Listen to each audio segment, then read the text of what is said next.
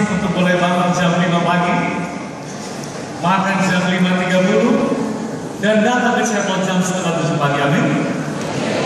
Dan saya melihat wajah-wajah yang segar dan penuh sukacita dan haus lapar akan kebenaran.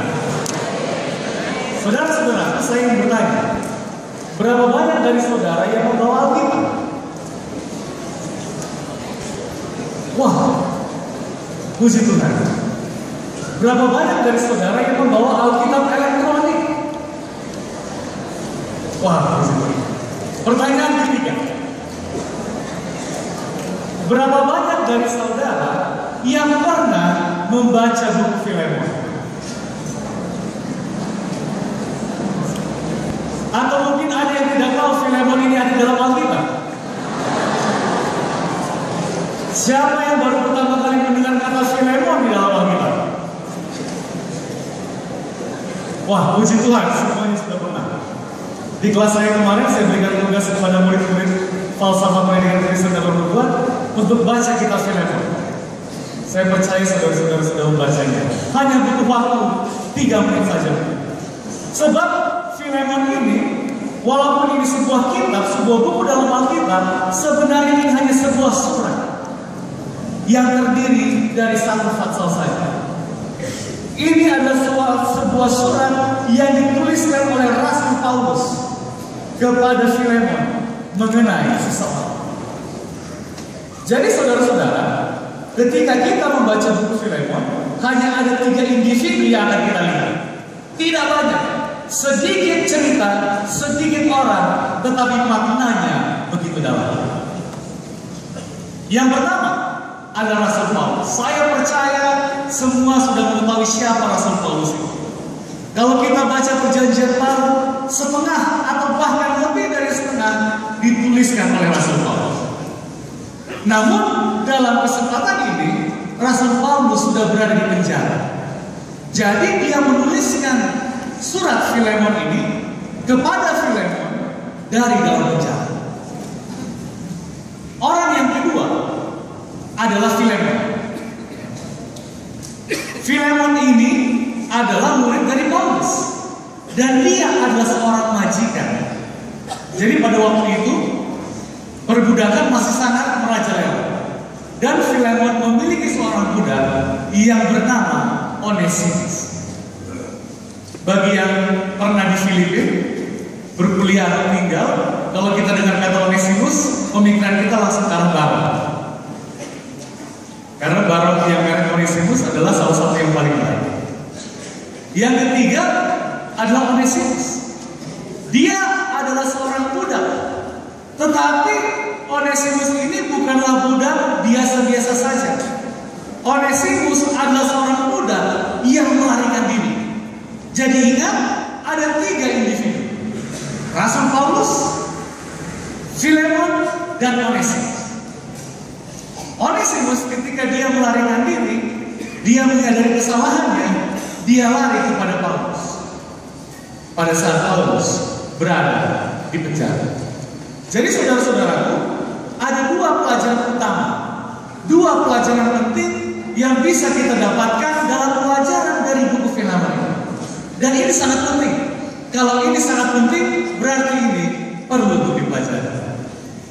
Yang pertama, di dalam ayat 17-19 kita akan melihat bahwa kehidupan dari Onesimus itu mirip atau bisa diperbandingkan dan bisa dikaitkan dengan kehidupan kita sebagai umat berdosa.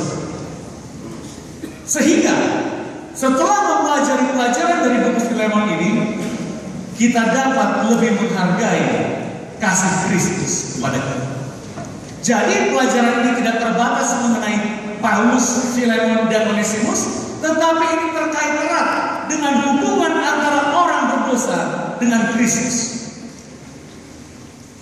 Nah, saudara-saudaraku, saya katakan tadi ada 3 kemiripan yang bisa dikaitkan antara Onesimus dengan kita sebagai orang berdosa. Kemiripan yang pertama, di dalam ayat 17 dikatakan bahwa orang berdosa, kita manusia ini telah digantikan.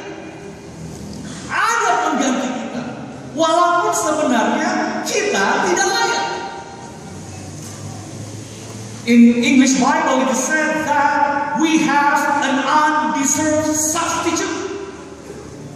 We don't deserve it, but we receive a substitute to take our place. Nah, di dalam Filemon 1 ayat 17, ingat ini surat dari siapa? Paulus kepada siapa? Filemon. Di dalam surat ini Rasul Paulus katakan, ini menarik, dan kita bisa kaitkan dalam kehidupan kita. Rasul Paulus katakan, jika engkau menganggapku sebagai teman seiman, if you consider me as fellow believer. Saudara-saudara, di dalam surat ini Paulus mulai dengan satu kondisi, satu keadaan. Di sini Rasul Paulus sedang menyampaikan, jika engkau menganggapku sebagai teman seiman, if you consider me as your partner. So here Paul is reminding Philemon that they are fellow believers, that they are close, bahwa mereka itu dekat. Jika dikatakan teman seiman pada waktu itu, kalau sudah teman seiman, pasti mereka adalah teman sekerja. Sebab umat Kristen di gereja mula-mula adalah umat Kristen yang selalu bekerja meja. So Paul is reminding Philemon that they are fellow believers and they are also fellow workers. Kata ini diambil dari bahasa Yunani yaitu koinonia, rekan, partner. Dan hubungan yang erat ini antara Philemon dan Rasul Paulus berdasar pada kepercayaannya kepada Yesus Kristus. Mengapa Rasul Paulus menganggap Philemon sebagai rekannya, menganggap sebagai partnernya? Why did Paul consider Philemon as his partner? Nomor satu, saudara-saudara, adalah Paulus yang membawa Philemon kepada kebenaran. Kalau bukan Rasul Paulus yang menginjil kepada Philemon, maka mungkin Philemon belum menjadi orang Kristen. Jadi Paulus mengatakan, ingat Philemon, kita adalah teman seiman, dan akulah yang mengabarkan pekabaran kebenaran kepadamu. Dan kalau kita baca ayat 1, level hubungan mereka sudah menjadi seperti kekasih, beloved brothers in Christ. Saudara-saudara, para mahasiswa, staf dan dosen, Alkitab juga mengatakan bahwa ada teman yang lebih dekat daripada saudara. Dan bila mana hubungan persahabatan itu begitu erat, maka saya dapat sampaikan, kita tidak akan segan untuk meminta pertolongan, bukan? Saya yakin percaya paling sedikit saudara memiliki satu yang karena begitu eratnya bisa menyampaikan sesuatu, bisa meminta sesuatu, bisa mengatakan apapun kepada teman itu. Nah, di sini setelah Rasul Paulus katakan kita adalah teman seiman, kita dekat, maka timbul satu permintaan. Saudara-saudara, itu ini bukan artis film Korea ya. Foto ini adalah foto seorang pendeta dari Thailand yang bernama Nusa Kawinyanue. Bagi para staf dosen yang pergi ke Thailand kemarin, mungkin bertemu dengan beliau, karena beliau adalah salah satu gembala di Asia Pacific International University. Nah, Pastor Nusa ini bisa saya katakan sebagai teman sekerja saya, sebagai sahabat saya, teman seiman. Karena kedekatan hubungan kami pada waktu kami berkuliah pada waktu itu, maka dia ataupun saya sendiri bisa mengatakan apapun kepada satu sama lain, bisa meminta apapun kepada satu sama lain, dan bisa memberikan pertolongan kapanpun satu sama lain memintanya. Jadi saya gambarkan beginilah hubungan antara Philemon dan Rasul Paulus. Ketika kami mengadakan field school. Kalau pendeta Pardasi kemarin di Palangkaraya beserta pendeta Geri, kami pada waktu itu mengadakan field school di sebuah kota kecil di Filipina Utara yang bernama Agogo. Saya yakin tidak ada yang pernah mendengarnya, karena saya pun baru kali ini datang ke sana. Di Agogo ini kami field school, kami masuk ke rumah tua. Kemudian kami tempati itu, disitulah baru dinyalakan listrik untuk pertama kali. Jadi kami melayani di provinsi itu selama 2 bulan. Dalam proses field school tersebut, banyak sekali kegiatan penginjilan, dan satu kali ada anggota jemaat yang meninggal dunia. Sebagai mahasiswa kependetaan dari AUP pada waktu itu, kami semua dengan semangat melayani dalam acara penguburan tersebut. Dan saya dengan semangat menjadi salah satu pemikul peti. Jadi saya memikul peti daripada mayat tersebut, tetapi saya lupa dompet saya ketinggalan di mes kami di rumah tua. Setelah acara selesai, saya katakan, wah ini pengalaman luar biasa memikul peti mayat.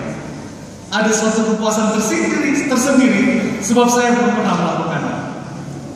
Tiba-tiba ketika saya pulang ke mes tersebut, saya dapati bahwa isi dompet saya telah hilang semua. ATM pun tidak ada.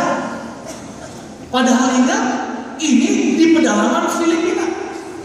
Saya bingung, bagaimana saya bisa mempertahankan diri atau survive padahal itu masih pekan kedua atau ketiga. Hal ini saya sampaikan kepada rekan sekerja saya. Pastor Musa katakan, jangan, don't worry my friend, I am standing here beside you. Everything that you need, I will provide. Saudara-saudaraku, kalau ada kedekatan, dukungan, teman seiman, teman sekerja, maka kita tidak akan khawatir. Sebab semua permintaan kita hampir pasti dapat diberi. Nah itulah saudara-saudara, Rasul Paulus katakan, jika engkau menganggapku sebagai teman seiman, rupa-rupanya dia ada permintaan. Dan permintaan itu dia katakan, terimalah dia seperti aku sendiri. Siapakah kata dia di sini? Siapa Onesimus itu? Budak yang telah melarikan diri. Saudara-saudara, Paulus di sini merupakan rasul yang paling dihormati. Sekarang mengirimkan surat kepada Filemon, terima kembali ini budak yang telah melarikan diri. Dan bukan diterima sebagai budak kembali, tetapi diterima seperti engkau menerima aku sendiri. Tidak bisa dibayangkan saudara-saudara. Filemon harus menerima Onesimus seperti layaknya menerima Paulus. Di sini kita melihat Paulus menjadi pengganti Onesimus.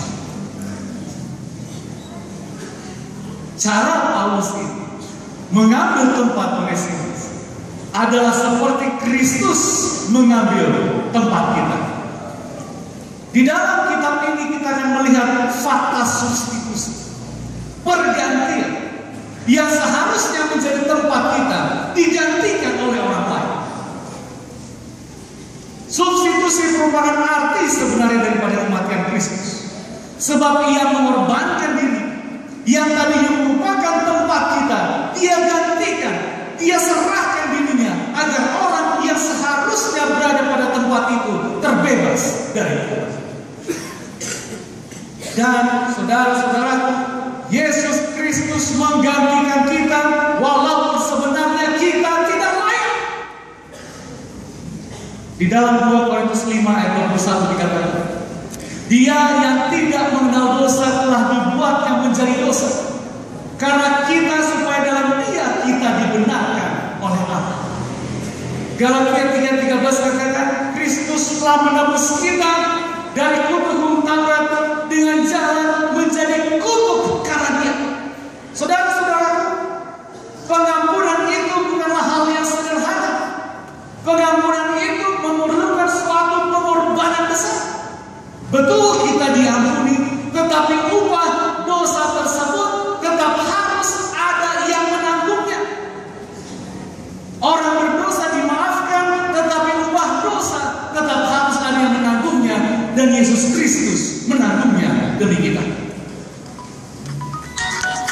kemiripan kedua saudara-saudara antara umat berdosa dengan Onesimus adalah kita memiliki hutang yang tidak terbayar. We have unpayable debt. Kira-kira apa hutang daripada Onesimus? Di dalam Filemon 1 ayat 18, dan ini penting. Filemon katakan, dan kalau dia sudah merugikan engkau atau berhutang kepadamu, di dalam bahasa Inggris, but if he has wronged you or owes you anything. Sekali lagi. Mari kita lihat apa hutang daripada Onesimus. Apakah Paulus kira-kira mengetahui hutang daripada Onesimus? Hutang Onesimus yang pertama adalah hutang uang. Harga seorang budak pada zaman 60 sesudah Masehi adalah 500 dinar.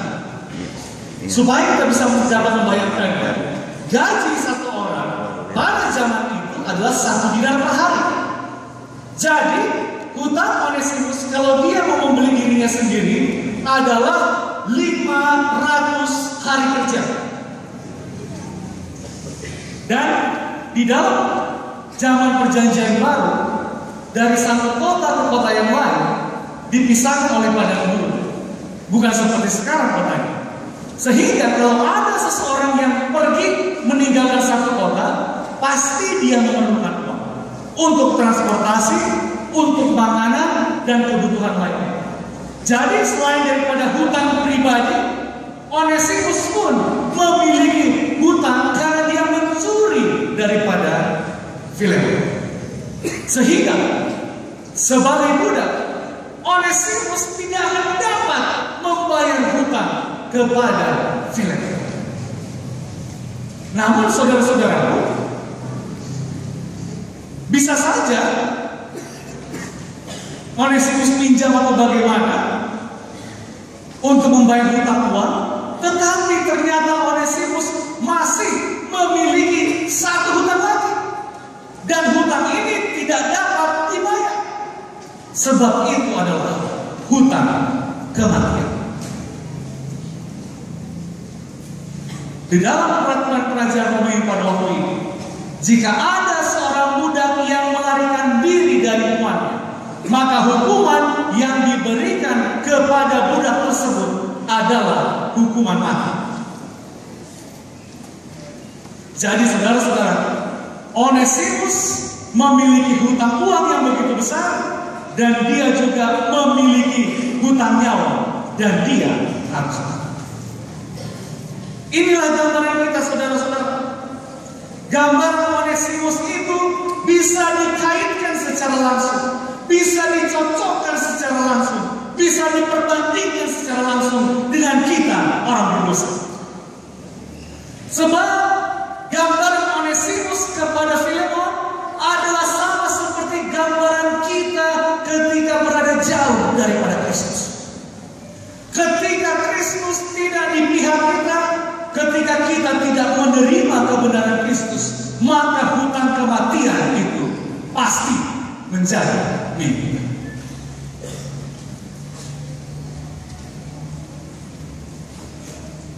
Sebab Roma 6 ayat 23 katakan, upah dosa adalah mati.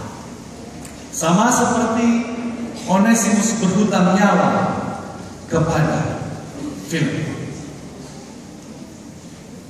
Jadi kembali ke ayat 18, Rasul Paulus katakan kepada Filemon yang merupakan tuan daripada Onesimus, dan kalau dia sudah merugikan engkau ataupun berhutang kepadamu, but if he has wronged you anything or owes you anything, Rasul Paulus katakan dengan tegas, Rasul Paulus sudah mengetahui hutang Onesimus begitu besar, tetapi Rasul Paulus tekankan kepada Filemon bahwa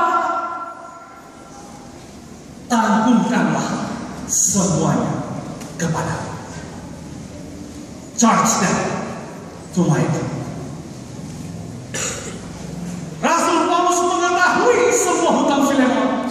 Namun dia katakan, charge that to my account. Bagaimana saudara-saudara yang mungkin punya banyak tentang di kantor keuangan? Siapa yang punya banyak tentang? Oh, tidak ada ya. Kemudian ahli yang katakan kepada Bapak Sikuya, tolong charge teman saya hutangnya kepada saya. Mungkin hutangnya hanya 1 semester. Tetapi di sini saudara-saudara Rasul Paulus tekankan kepada Filemon, tanggunganlah semua kesalahan hutang daripada Onesimus itu kepada.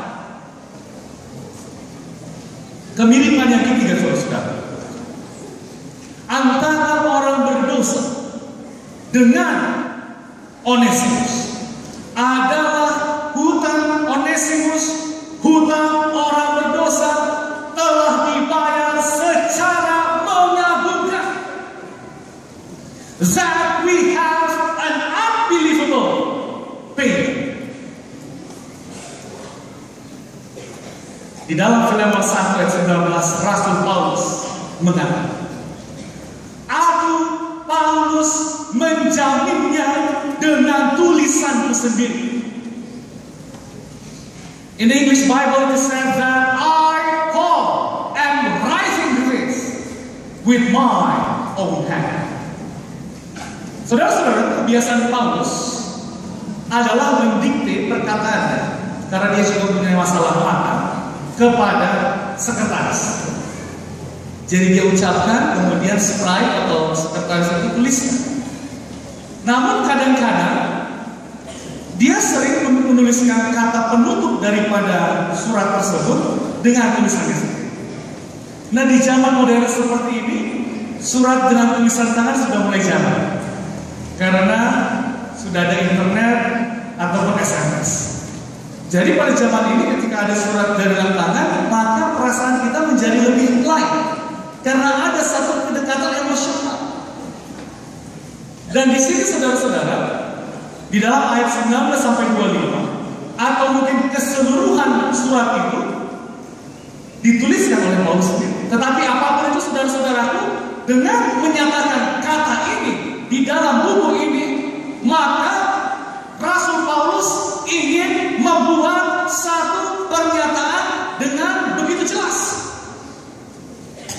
Dengan mengatakan saya Paulus menulisnya dengan tangan saya sendiri, I Paul am writing this with my own hand, maka Paulus ingin memberikan satu pertanyaan, satu pernyataan dengan tegas bahwa aku akan membayarnya. I will repay it. Paul knew exactly what he needs to repay, but he doesn't care. The only thing that he cares is reconciliation between Philemon and Onesimus. Kesimpulan pelajaran pagi ini, saudara-saudara. Setelah kesimpulan masih ada lagi nanti yang saya bicarakan, supaya tidak terlalu pendek. Kesimpulan pertama dari surat Filemon yang singkat ini, yang perlu kita pelajari dan perlu kita tanamkan dalam pemikiran setiap orang berdosa, adalah Paulus mengetahui hutang Onesimus itu begitu besar, namun itu tidak mengurangi sedikit pun niatnya untuk melakukan atau menebus kesalahan daripada Onesimus. Sama seperti Kristus tahu harga yang harus dibayar untuk menyelamatkan orang berdosa, tetapi dia tidak terhalang sedikit pun untuk mengorbankan nyawanya bagi kita. Merupakan kerinduan Paulus, merupakan harapan Paulus untuk memulihkan hubungan yang retak. Sebab Paulus sangat mencintai rekonsiliasi, because Paul loves reconciliation so much that he is is willing to pay anything as long as that relationship is restored. Besarnya hutang daripada Onesimus tidak mengurangi niat Paulus. Sebab bagi Rasul Paulus, rekonsiliasi itu begitu penting dan harus dicapai. Dan dia bukan hanya mengatakan dia rela untuk menjadi pengganti asalkan rekonsiliasi itu terjadi. Dan saudara-saudara, inilah yang Yesus lakukan untuk kita. Karena kasihnya yang luar biasa dan keinginannya agar manusia berrekonsiliasi dengan Tuhan, ia membayar harga yang sangat mahal bagi. Saudara-saudara, di sebuah pengadilan di Amerika Serikat ada seorang hakim. Dia mendapati seorang bapak mencuri di toko seperti 7-Eleven. Namun karena toko itu memiliki kamera CCTV di berbagai sudut, ketahuan dengan jelas waktu apa yang dicuri, siapa yang mencuri, sehingga bapak ini dibawa ke pengadilan. Ketika sampai di pengadilan, ketika ditanya oleh hakim ini, "Bapak, apakah kamu mengaku kamu berbuat salah?" Bapak ini katakan, "Ya, yang mulia, saya mengaku, saya mencuri." "Kenapa kamu melakukannya?" "Saya punya 4 orang anak. Saya tidak memiliki uang untuk membelikan makanan kebutuhan mereka, sehingga saya mengambilnya dari toko, dan saya tahu saya salah." Mendengar hal itu, hakim itu tersentuh. Hakim itu merasa iba, tetapi dia tidak bisa melakukan apa-apa, sebab bapak ini mengaku bersalah.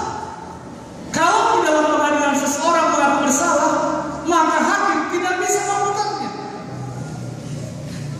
Akhirnya hakim ini putuskan bahwa bapak itu harus mengganti barang-barang yang telah ia curi. Hakim itu ketuk palu dengan berat dan menghukum bapak itu 10.000 dolar.